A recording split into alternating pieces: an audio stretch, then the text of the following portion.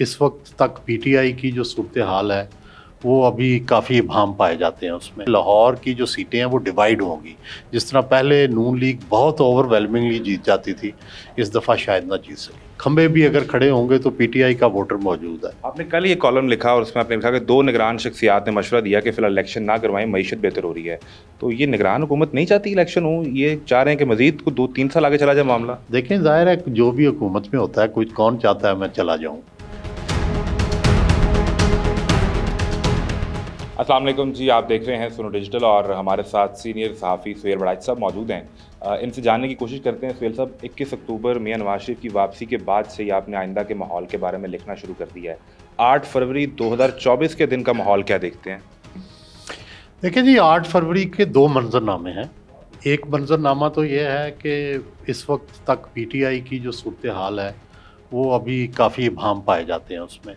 तो इसलिए एक तरह देहात में तो वाक ओवर मिल जाएगा नून लीग को। दूसरी तरफ जो है शहरों के अंदर कंपटीशन होगा, क्योंकि खंबे भी अगर खड़े होंगे तो पीटीआई का वोटर मौजूद है। लेकिन दूसरी तरफ एक ये भी पाया जाता है, एक शक या शुबा या एक ये थ्योरी भी मौजूद है कि नहीं, लोग जो हैं वो इस वक्त बड़े पॉलिटिसाइज्ड हैं, बड़े वो नाराज़ हैं और वो पीटीआई के हक़ में वोट डालना चाहते हैं। कम वक्त में वो उस दिन इलेक्शन वाले दिन निकलेंगे। अब ये ज़ाहिर है जितनी देर इसका कुछ पहले से पता नहीं चल सकता, तो लेकिन आने वाले दिनों में जब सफ़बंदी होगी, एक तो चांस ये है कि नून के को चूँकि ये तवक्को है कि वो जीत जाएगी और उसकी हुकूमत बनेगी, तो ज़्यादा टिल्ट लोगों का उधर हो जाए। लेकिन शहरों के अंदर चूँकि पार्टी वोट बैंक होता है, शहरों का रिज़ल्ट शायद मुख्तलिफ होगा। अभी तक के जो अंदाज़े हैं उसके मुताबिक भी ये है कि लाहौर की जो सीटें हैं वो डिवाइड होंगी।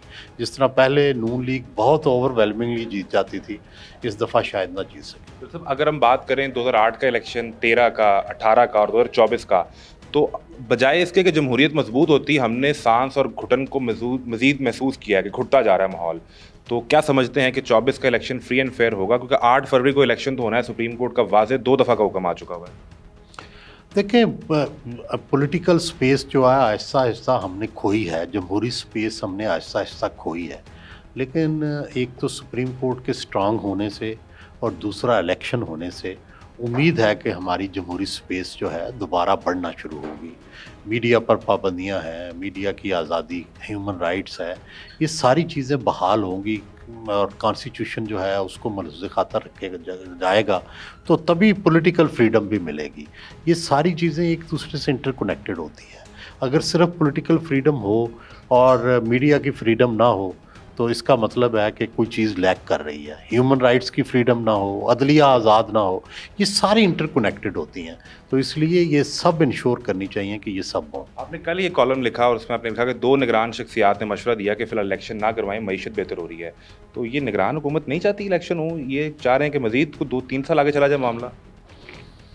देखें, ज़ाहिर है जो भी हुकूमत में होता है, कोई कौन चाहता है मैं चला जाऊँ। लेकिन सवाल ये है कि आइन के अंदर जो लिखा है उसकी पाबंदी होनी चाहिए। मतलब 2 शख्सियात कौन है?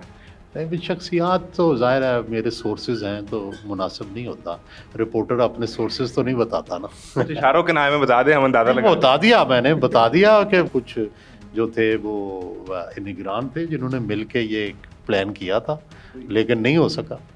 ये बताएं कि आपने एक कॉलम लिखा, फिर एक किताब भी लिखी, ये कंपनी नहीं चल पाएगी इमरान खान की हुकूमत के बाद, और बड़ी तनकीद भी उस पर आप पर की गई, ट्रेंड चलाए गए। 8 फरवरी के बाद वाली कंपनी चल जाएगी? देखिए, ये कंपनी आ लेने देना पहले तो। अभी बच्चा जो है वो पैदा हुआ नहीं, तो पहले कैसे उसकी फेट बता दे। तो जब वो बच्चा आएगा, थोड़ा सा नज़र आना शुरू होगा, फिर उस पर लिखेंगे। आपने तो कॉलम में ये तक लिख दिया कि बच्चे की शेरवानी तैयार होनी रहेगी, ये बाकी सब तय हो गया है।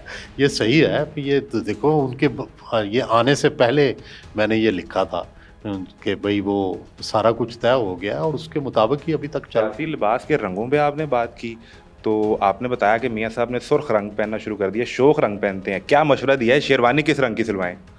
नहीं, मेरा ख्याल है शेरवानी तो सुर्ख रंग की नहीं सिलवाएंगे।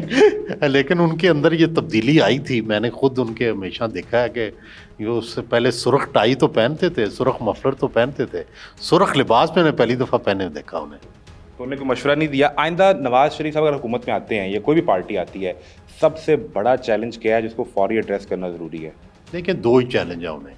पहला चैलेंज है मुआशी चैलेंज और दूसरा है पॉलिटिकल रिकन्सिलिएशन का चैलेंज। किस तरह से जो नाराज़ लोग हैं पीटीआई के, उनको कैसे आपने कौमी धारे में दोबारा शामिल करना है, तो इमरान खान के बारे में क्या फ़ैसले करने हैं, ये दूसरा बड़ा मसला है जो उन्हें तय करना है। जनाब चलबराय साहब, बहुत शुक्रिया आपके वक्त का।